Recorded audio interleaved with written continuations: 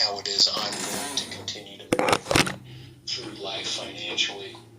Yeah, you can't. It's too stressful to help other people when you need to help yourself first, and then build yourself a base to where you can risk charitable activities.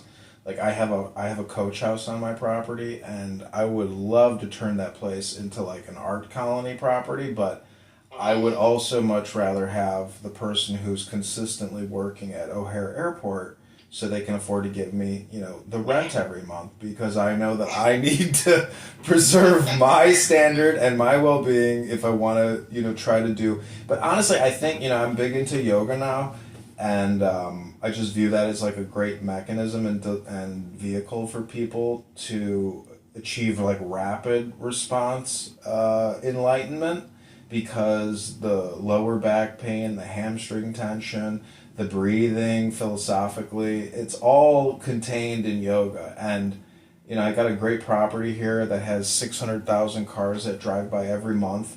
So, and I have enough room to do yoga outside in this large vegetable garden. So, like, that's where I feel like I can have the biggest impact, because when you do charity like that, you're really networking. Like, as a yoga instructor, you're basically forming a network. And through those people, you can do even more charitable activities. And some of them have the resources, the time, and the inclination to try to do what you think would be useful for especially people in your area that are facing, homeless and destitution. Man, I like even, Chillism has a couple people from Chicago, but their takes of the world, like when I was in Chicago, and so now you've pinned it mentioning O'Hare, right? That I was like, oh, okay.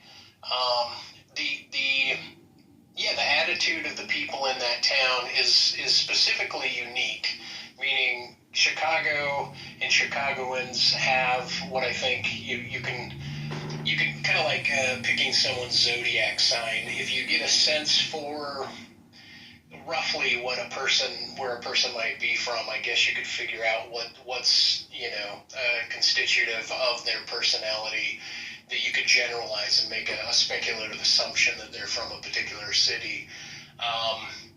You're kind of an exception, but there's a couple. There's a guy, King, in the room, and he's from Chicago. But it was just kind of this orientation, once again, to capitalism and to making your bag and being, no nonsense, cut to the chase, get the shit done attitude, right? And when I was in LA, it was so funny to see people